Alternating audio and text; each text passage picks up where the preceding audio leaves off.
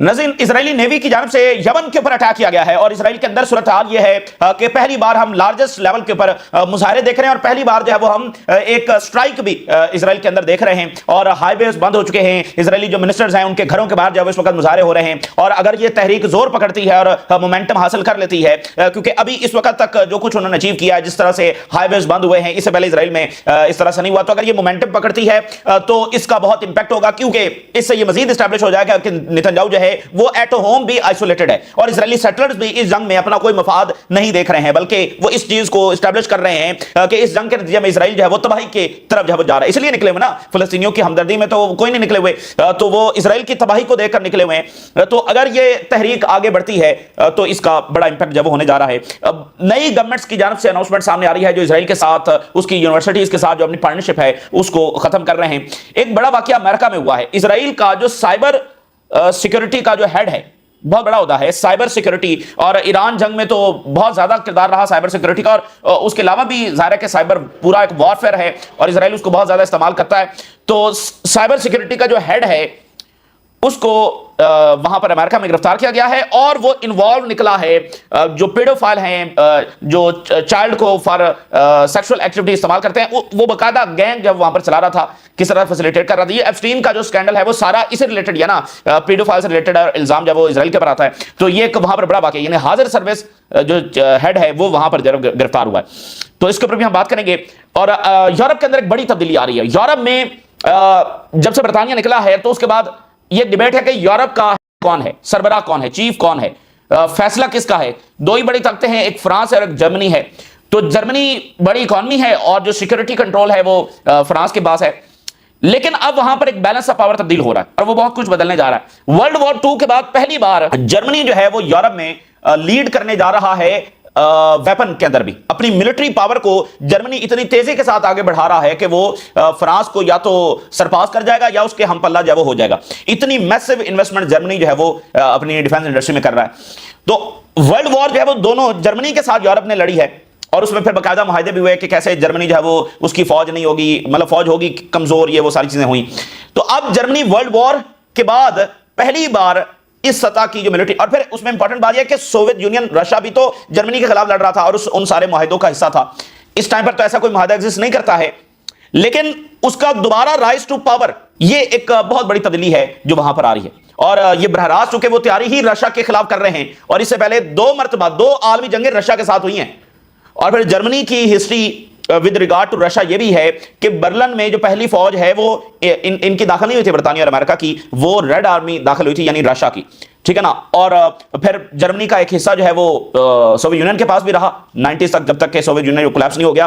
तो ये एक बड़ी तब्दीली वहां पर भी आ रही है इस तनाजुर में। और अगर यूक्रेन की जंग रुकती है, बढ़ती है, लेकिन जर्मनी जो है वो मैसिवली जो है वो वहां पर इन्वेस्ट कर रहा है। तो यूरोपियंस भी सोच रहे हैं कि जर्मनी, भाई हिस्ट्री तो है ना, 2 आलमी जंगें तो लड़ी हैं और यूरोपियंस जो है वो सैकड़ों सालों में यहां पर कोई अमन नहीं रहा है, इनके आपस में जंगें होती रही। तो जर्मनी का राइज दोबारा से एक बड़ी मिलिट्री पावर के तौर पर ये इधर भी परेशान कर रहा है और वो तो बरह रास्त वो तैयारी रशिया के खिलाफ कर ही रहे हैं, तो इसलिए रशिया तो इसको गौर से देख ही रहा है। अच्छा, अब नाज़रीन सूरत हाल यह है कि इजराइल ने इस वक्त की जो खौफनाक खबर है कि वो गजा सिटी के ऊपर से एग्रेशन तेज कर दिया है। शुरुआत तो हो चुकी है, हालांकि ये बड़ी अजीब बात है और यही वो सिस्टमेटिक पैटर्न है कि वो इस तरह के एग्रेशन शुरू कर चुके होते हैं, मीडिया को 15 दिनों के बाद वो कहता है कि अच्छा ये शुरू हो चुका है। वो सिस्टमेटिक तरीकों से लो प्रोफाइल रखते हुए इस तरह शुरू करते हैं। तो गजा सिटी में एग्रेशन तो अनस अल शरीफ को जिस दिन निशाना बनाया गया उस दिन से शुरुआत हो गई थी। आज जो है वो वहां पर बड़ी हॉरिफिक बॉम्बिंग हो रही है, मेडिकल फैसिलिटीज निशाना बन रही हैं, टेंट्स जब निशाना बन रहे हैं, एड सेंटर्स निशाना बन रहे हैं जहां पर शहादतें हुई हैं, और साथ ही उन्होंने आज यमन के ऊपर अटैक कर दिया। लेकिन ये दोनों काम आज करने का क्या मकसद है,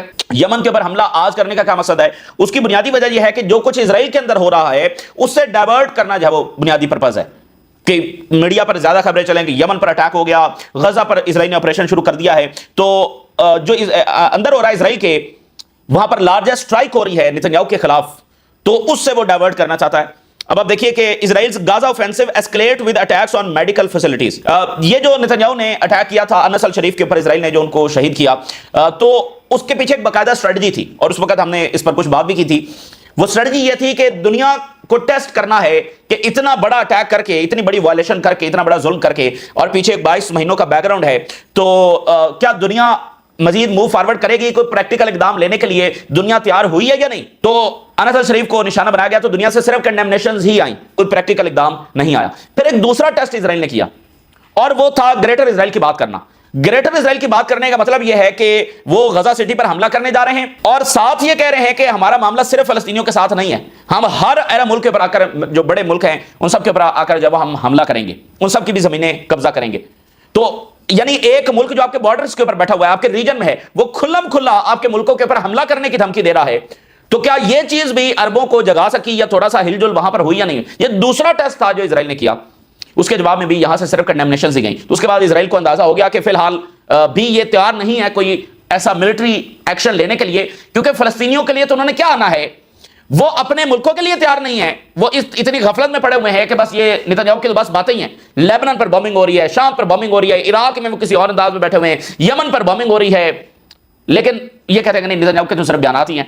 تو اگر کوئی اپنے ملک, دیکھیں ایک ریجن ہے اس کے اندر ایک ایول طاقت ہے جو جینوسائیڈ کر رہی ہے اور وہ کہہ رہی ہے کہ وہ ان کے ملکوں کے اوپر بھی اٹیک کرے گی, اس کے باوجود اگر کہیں ہل جل نہیں ہوتی تو پھر کیا کیا جا سکتا؟ تو یہ دوسرا ٹیسٹ تھا جو اسرائیل نے کیا اور ان کو اندازہ ہو گیا کہ نہ ہی دنیا کو سینکشنز لگانے کے لیے بھی تیار ہوئی ہے اور ویسٹ بھی سسٹمیٹکلی اس کو آگے پیچھے کر رہا ہے, اور عربز بھی کوئی تیار نہیں ہے کہ وہ کوئی ایسی اسکلیشن کریں یا کوئی پریکٹیکل اقدام اٹھائیں اسرائیل کے خلاف, خالی کنڈیمنیشنز ہیں. تو اس کے بعد انہوں نے جو غزہ سٹی کے اوپر آج اٹیکس جو شروع کر دیے ہیں, اور یہ یعنی کہ اب دیکھنا اس وقت جب ہم بات کر رہے ہیں فلسطینی شہید ہو رہے ہیں, زخمی ہو رہے ہیں, کتنے فلسطینیوں کی زندگیوں کا سورج اس وقت غروب ہو رہا ہے اور رات تک پتہ نہیں کتنے مزید شہید ہو چکے ہوں گے, اور روزانہ کی یہ بات ہے, یہ سرواج نہیں ہو رہا, یہ روزانہ ہوتا ہے, درجنوں فلسطینی جو ہے وہ شہید ہو جاتے ہیں. تو یہ ایک بہت بڑی استثنا ہے جس کے ساتھ اسرائیل جو کرتا چلا جا رہا ہے. تو غزہ سٹی کے اوپر یہ دوبارہ سے اگریشن کا آغاز ہونا یہ بہت ہی خوفناک بات ہے. ساتھ ہی انہوں نے یمن کے اوپر اٹیک کیا, اور یمن پر کیا اٹیک کیا, جو سویلین انفراسٹرکچر ہے اس کو نشانہ بنایا. اور یمن پر جب بھی اٹیک ہوتا ہے تو اسرائیل کسی ایسے ٹارگٹ کو نشانہ بناتا ہے کہ جہاں سے بڑے دھماکے اور آگ کے شعلے جو وہ دکھائی دیے جا سکے. آئل ڈپوز کے اوپر یعنی جو سٹوریج ہے وہاں پر اٹیک کر دیا. آج انہوں نے جو پاور اسٹیشن ہے وہاں پر اٹیک کیا, وہ پاور اسٹیشن جو پورے کیپٹل یمن کے پورے کیپٹل کو بجلی دیتا ہے اس کے اوپر اٹیک کیا. بڑے آگ کے شعلے جب وہاں پر دیکھے گئے تو ایک مقصد ہے کہ بھئی دیکھیں ہم کتنا بڑا اٹیک کر رہے ہیں. اور دوسرا چونکہ یمن آلریڈی اکنامکلی شدید کرائسس میں ہے, وہاں پر باقاعدہ فیمن ہے, لاکھوں لوگ اور بچے اس وقت فیمن کا شکار ہیں. یمن بہت سویر کرائسس کے اندر ہے اس وقت. تو وہ ایک پور نیشن ہے, اکانومی اسٹرگل کر رہی ہے, تو ان کے انفراسٹرکچر کو اور زیادہ ڈسٹرائے کرنا, تو یہ یعنی کرول ترین, یہ کوئی جنگ نہیں ہے, یہ کرول ترین طریقہ کار ہے یمن کو سبڈیو کرنے کا. کافی بھاری قیمت جو ہے وہ یمن چکا رہا ہے. اسرائیلی نیوی اٹیک سنا man power plant targeted. Strike جو ہے وہ حزیز پاور اسٹیشن ہے which is considered one of the vital electricity facilities supplying to the capital, سب سے امپورٹنٹ ترین ہے, اور جنریٹرز وہاں پر تباہ ہو گئے ہیں, taking them out of service and causing a major power disruption in the area. بڑے علاقے میں بجلی جب چلی گئی ہے. اور اب وہ کہیں گے یہ اسرائیلی نیوی کا اٹیک تھا, انہوں نے میزائل چلائے ہیں, ڈرونز بھیجے ہیں, کیا کیا ہے. اور ایکسپلوژن جو ہے وہ یمنی کیپٹل کے اندر سنے گئے. رائٹرز یہ رپورٹ کر رہا ہے. یمن یہ کہہ رہا ہے, انصار اللہ کا سٹیٹمنٹ ہے کہ ایک کرمنل اور bankrupt enemy that targets only service facilities. تو وہ کسی ملٹری ٹارگٹ کو نشانہ نہیں بنا رہے اور اس میں وہ فیل ہو چکے ہیں, تو وہ یہ جو سویلین انفراسٹرکچر ہے اس کو نشانہ بنا رہے ہیں. تو یہ ایک یعنی کہ یمن ایک بھرپور قیمت چکا رہا ہے, ان کے لوگ بھی شہید ہوتے ہیں, پھر ان کی اکانومی بھی سٹرگل کرتی ہے, یہ سارے واقعات ہیں. تو آج یہ غزہ سٹی پر جو اگریشن ہے اور ساتھ یمن کے اوپر اٹیک ہے, یہ باقاعدہ ایک پیٹرن کا حصہ ہے کہ وہ چیزوں کو ڈائیورٹ کرنا. تو آج ڈائیورشن کیوں ضروری ہے جو اسرائیل کے اندر جو کچھ ہو رہا ہے, میں ہیڈ لائنز آپ کے سامنے رکھوں گا. ایک بڑی غیر معمولی تبدیلی آج اسرائیل کے اندر دیکھی جا رہی ہے, وہ ان سین واقعات جو اس سے پہلے اسرائیل میں نہیں ہوئے آج ہو رہے ہیں. بڑے بڑے ہائی ویز بند ہیں, بڑے بڑے اکنامک سینٹر شٹ ڈاؤن ہو چکے ہیں, بہت ساری یونینز حصہ لے رہی ہیں, یونیورسٹیز شٹ ڈاؤن ہیں, منسٹرز کے گھروں کے باہر مظاہرے ہو رہے ہیں, اور یہ یعنی پورا دن ہے جو چلنا ہے اور آگے تک. اور اگر یہ کامیاب ہو جاتا ہے رات تک تو پھر اس کے بعد وہ اگلا لاہ عمل بھی دیں گے. تو اسرائیلی میڈیا کے مطابق 350 لوکیشنز ہیں جس کے اوپر پروٹیسٹ ہو رہے ہیں پورے اسرائیل کے اندر, 350 لوکیشنز, اور ڈزنز آف روڈز ہیں وہ ان کو کلوز کر دیا گیا ہے, اور ڈیمانڈ یہ ہے کہ جنگ بندی کی جائے. اسرائیلی آرمی کہہ رہی ہے کہ protester are blocking the highway leading to Tel Aviv east of the Ben Gurion. Tel Aviv, Jerusalem, major cities, central Israel, وہاں پر جو مطلب مین ہائی ویز ہیں, روڈز ہیں, وہ انہوں نے بند کیے ہوئے ہیں, ٹائر جلا کر. وہ سارا فارمر جو اسرائیلی قیدی ہیں وہ بھی سامنے آئے ہوئے ہیں, اور one of the Israeli captive, اس کا بیان یہ ہے کہ I know the meaning of captivity and I know کہ یہ جو نتنیاہو بار بار ملٹری پریشر کی بات کرتا ہے, does not bring back the captives but kills them. یہ جو نتنیاہو کہتا ہے کہ ملٹری پریشر کے ذریعے کیپٹیوز واپس آئیں گے, اصل میں ملٹری پریشر اس لیے ہے کہ وہ کیپٹیوز کو مار دے گا, وہ کبھی واپس نہیں آئیں گے. پروٹیسٹر جو ہے وہ ہائی وے بلاک کیا ہوا ہے انہوں نے جو یروشلم کو انٹرس ہے اس کو بھی انہوں نے بلاک کر دیا ہے. پھر protesters from Tel Aviv academy block Namir road in both directions Israeli media. Demonstrations in the front of the homes of the ministers including جو ڈیفینس منسٹر ہے جو رون درمر ہے اس کا قریبی بندہ ہے, یہاں پر مظاہرے ہونا, ایجوکیشن منسٹر, انرجی, یہ سارے انتہا پسند ہیں تو ان سب کے گھروں کے باہر. ویسے یہ بھی اب ایک عجیب سی بات ہے کہ وہ انتہا پسند ہے وہ انتہا پسند نہیں ہے. اب اوور آل جو اسرائیلی سوسائٹی ہے وہ اس سطح کو پہنچ گئی ہے کہ مطلب وہ انتہا پسندی کی آخری درجے کو جب وہ پہنچ گئی ہے. Protesters are blocking many roads in many places across the country. Israeli media بہت widespread strike in Israel to demand ceasefire in Gaza. تو یہ وہاں کی صورتحال ہے اور اس کی امپورٹنس کیا ہے, اس کی امپورٹنس اور نیتنیاہو اس کو ڈائیورٹ کیوں کر رہا ہے. دیکھیے اگر آج دنیا بھر کا میڈیا اگر وہ یہ خبریں چلانا شروع کر دے کہ اسرائیلی سیٹلرز ہی نیتنیاہو کے خلاف نکلے ہوئے ہیں اور نیشن وائڈ اس سطح کے مظاہرے اور اسٹرائک اور یہ سارا کچھ ہو رہا ہے, تو کیا چیز اسٹیبلش ہو جائے گی. امریکن پر اور پریشر آئے گا کہ بھئی ایک ایسے بندے کو آپ سپورٹ کر رہے ہیں جو ایٹ ہوم بھی جس کو سپورٹ نہیں کیا جا رہا ہے.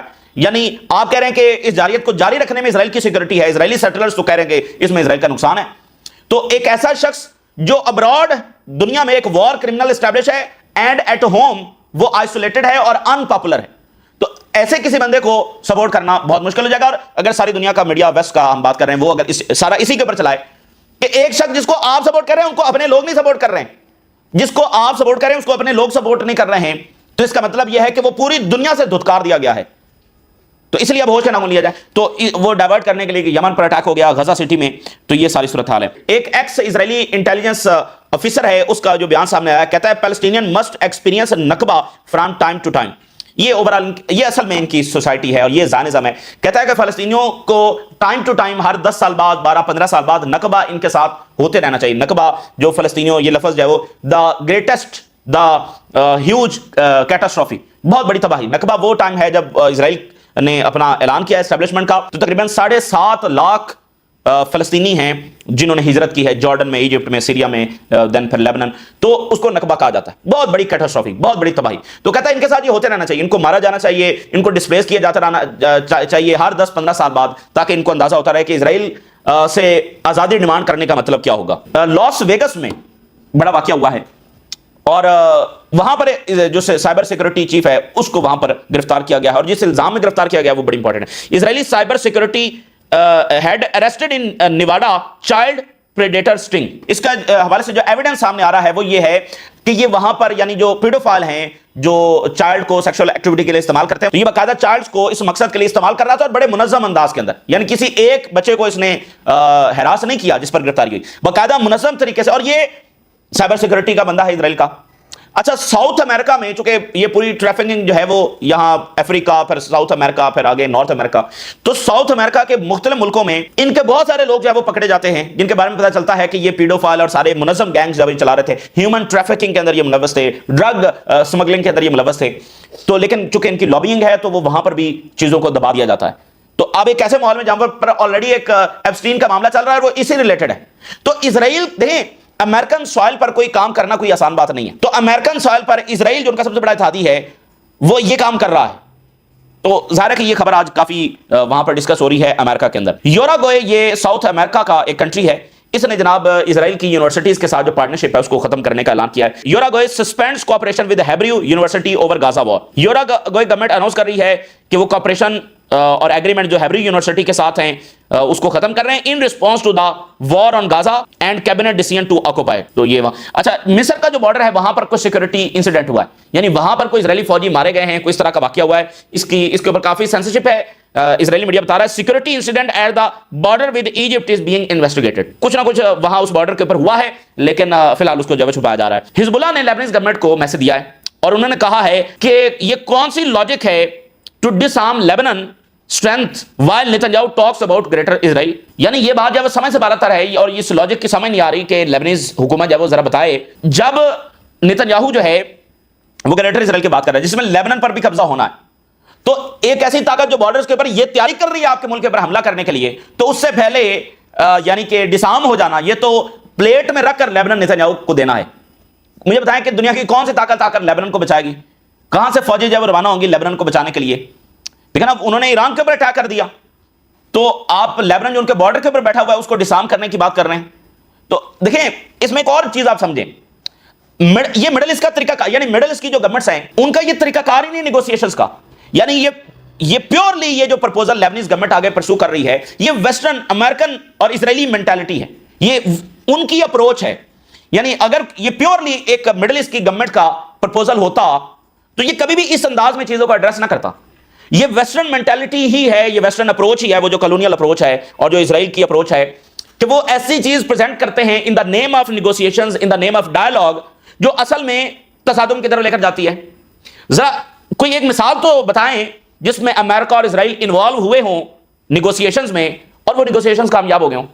ہر نیگوسیشن جس میں یہ انوالو ہوتے ہیں اس کے جنگ کی صورت میں کیوں نکلتا ہے؟ کیونکہ وہاں پر ڈیمانڈز ایسے رکھی جاتی ہیں، ٹھیک ہے نا. یعنی آپ حزب اللہ سے کہہ رہے ہیں کہ 2 مہینوں میں ڈسارم ہو جاؤ، یہ کوئی ذی شعور بندہ اس بات کو مان سکتا ہے کہ یہ کوئی مسئلے کو حل کرنے کی کوئی اپروچ ہے؟ یہ ایک بچہ بھی بتا سکتا ہے کہ آپ اس کو تصادم کی طرف لے کر جا رہے ہیں، اس کو جنگ کی طرف لے کر جا رہے ہیں، اس کو خرابی کی طرف لے کر جا رہے ہیں. تو یہ اپروچ جہاں سے یہ ڈیمانڈ آئی ہے یہ کسی مڈل ایسٹ کی گورنمنٹ کی اپروچ ہو ہی نہیں سکتی. وہ اس طرح سے چیزوں کو ڈیل کرتے نہیں ہیں اور باقی دنیا بھی اس طرح سے چیزوں کو ڈیل کرتی نہیں ہے. ابھی آپ دیکھنا کہ یوکرین کی جنگ کیوں نہیں رک رہی؟ جب رشیا کہتا ہے کہ بھئی نیٹو کو ہمارے بارڈر سے پیچھے کرو تو وہ کہتے ہیں یہ دیکھو رشیا تو جنگ روکنے کے لیے تیار ہی نہیں ہے، ٹھیک ہے. اور رشیا جب وہ پہلے انکنڈیشنل سیز فائر کرے اس کے بعد ہم بتائیں گے 2-4 مہینوں بعد، یعنی کہ 2-4 مہینوں کے بعد کیا ہوگا کہ وہ یوکرین مزید اپنی اسٹرینتھ بڑھا لے گا، اس کے بعد کہیں گے کہ شاید دوبارہ حملہ شروع کر دیں رشیا کے اوپر. تو جو ڈیمانڈ ہے، جو اپروچ ہے، اب یہ جو ٹرمپ کہہ رہا ہے کہ ٹھیک ہے ہم جو یوکرین ہے وہ نیٹو کا ممبر نہیں بنے گا، تو اس پر اوورآل جو ویسٹرن جو ہیں وہ سارے کیوں تنقید کر رہے ہیں کہ نہیں ہم تو نیٹو کا ممبر بنائیں گے. بھائی لاجک کیا ہے یوکرین کو نیٹو کا ممبر بنانے کی؟ تو اگلوں کو سرنڈر کروانا، اگلوں کو جو ہے وہ بالکل جو ہے وہ کمزور کر دینا، یہ ان کی اپروچ ہوتی ہے. اور جو اس کے خلاف جاتا ہے کہتے ہیں یہ تو مذاکرات نہیں چاہتا، یہ تو امن نہیں چاہتا. اب جب ایران کی جنگ ہو رہی تھی تو کیا کہا ٹرمپ نے؟ Unconditional surrender. انکنڈیشنل سرنڈر، آغاز نیوکلیر پر اٹیک سے ہوا اور بات کہاں گئی؟ Unconditional surrender. اور ایران کے معاملے میں بھی آپ دیکھیے وہ ایران کو کہتے ہیں یہ امن نہیں چاہتا اور اس کے سامنے ڈیمانڈ کیا رکھتے ہیں؟ اپنے میزائل سے بھی دستبردار ہو جاؤ اور اپنے نیوکلیر پروگرام سے بھی مکمل دستبردار ہو جاؤ، اور اس کے بدلے میں وہ سیکورٹی گارنٹی مانگے تو کوئی سیکورٹی گارنٹی بھی نہیں ہے. تو یہ اس لیے یہ لیبنان والی جو اپروچ ہے نا، یہ نہ پیورلی ان کی اپنی اپروچ ہے اور نہ یہ کسی سولوشن کی طرف لے کر جائے گی، یہ خرابی ہی کی طرف لے کر جائے گی. تو یہ تھوڑا سا میں نے اس کو بتانے کی کوشش کی کیونکہ لیبنان کا معاملہ بہت ہی سنگین ہے. جرمنی میں کیا ہو رہا ہے؟ دی ٹائمز کو میں کوٹ کر رہا ہوں، Germany's investment in armaments is so massive that it is on the verge of changing the balance of power in European Union. یہ آج ٹائمز کی خبر ہے کیونکہ جرمنی جو ہے، آپ دیکھیں جرمنی کی پالیسی، وہ مڈل ایسٹ میں انگیج کر رہا ہے، وہ یوکرین میں سب سے زیادہ آگے ہے، وہ باقی ریجنز کے اندر بھی مداخلت اور آگے پیچھے یہ ساری باتیں کر رہا ہے اور میسو انویسٹمنٹ کر رہا ہے اپنی ملٹرائزیشن کے اوپر. اور خود یورپی یونین اس بات سے تھریٹنڈ ہے کہ بھائی یہ وہی جرمنی ہے جو جسے ہم نے 2 عالمی جنگیں لڑی ہیں اور وہ بیک ان پاور ہے. اس دفعہ تو وہ کوئی فرانس اور برطانیہ کے خلاف تو نہیں تیاری کر رہے، تیاری تو رشیا ہی کے خلاف کر رہے ہیں، لیکن خطرہ تو ایک ہسٹری تو ہے نا. اور دوسری بات یہ ہے کہ فرانس لیڈر ہے نا، تو فرانس سیکورٹی لیڈر ہے، جرمنی اکنامک لیڈر ہے، تو اکنامک لیڈر تو جرمنی رہے گا، ساتھ سیکورٹی لیڈر بھی جرمنی بن جائے گا. تو فرانس کو تو یہ چیز قابل قبول نہیں ہے. تو اس لیے وہ خود یورپی یونین میں عجیب سا ماحول اس وقت بن رہا ہے یوکرین جنگ کے نتیجے میں، کیونکہ اگر یوکرین جنگ نہ ہوتی تو یہ جرمنی ظاہر تو ایک بڑا عجیب سا معاملہ وہاں پر ہو رہا ہے. تو دیکھتے ہیں اس پر مزید ڈیولپمنٹس کیا ہوں گی. کل جو ہے وہ یورپینز جا رہے ہیں، زیلنسکی تو جا رہا ہے، باقی یورپینز دیکھنا ہے کہ اس کا نتیجہ کیا نکلے گا. لیکن جو پیوٹن اور ٹرمپ کی ملاقات ہوئی ہے وہ اوورآل تو اس کے بارے میں سبھی اچھا ہے کہ ٹھیک ہے بیٹھے ہیں، جنگ بندی کی بات کر رہے ہیں، لیکن یہ بات بھی اسٹیبلش ہو گئی ہے کہ یورپینز کی مرضی کے بغیر جنگ بند نہیں ہو سکتی. ٹھیک ہے نا، یورپین چاہیں گے تو جنگ بند ہوگی، وگرنہ وہ وہاں پر 2 بیٹھ کر وہ جنگ بندی کر لیتے. ٹھیک ہے نا. تو ابھی امریکہ کے ہاتھ میں بھی وہ پورا کنٹرول نہیں ہے کہ وہ یوکرین کی جنگ بٹن دبا کر جائے وہ بند کر دے. تو اس لیے یورپینز کو بلایا ہے، وگرنہ تو ٹرمپ تو یورپین سے بات بھی کرنے کے لیے راضی نہیں ہے. اور ٹرمپ جو اس وقت ڈائریکشن میں بڑھ رہا ہے وہ یہ ہے کہ رشیا کے ساتھ تعلقات کو آگے بڑھایا جائے. اور اس میں وہ نکسن بھی ہے، نکسن ڈاکٹرائن بھی ہے کہ چائنا اور رشیا کو الگ کیا جائے. پہلے انہوں نے چائنا کو رشیا سے الگ کیا، اس بار وہ رشیا کو چائنا سے الگ کرنے، کیونکہ اصل لڑائی چائنا سے ہے، کیونکہ چائنا ہی سب سے بڑی ملٹری، سب سے بڑی اکانومی بن رہا ہے. تو اب وہ رشیا کو چائنا سے الگ کرنا چاہتے ہیں، لیکن اس بار وہ فیل ہوں گے. سو خیر یہ کافی کمپلیکس منظرنامہ ہے اور بہت ساری great games under the carpet چل رہی ہیں. اور مڈل ایسٹ کا کیا مستقبل ہے، غزہ میں کیا ہوگا اور اس کا نتیجہ الٹیمیٹلی کیا نکلے گا. تو یہ تازہ ترین صورتحال جو آپ کے ساتھ شیئر کیا، اپنے رائے ضرور لگا کریں. اجازت، اللہ حافظ.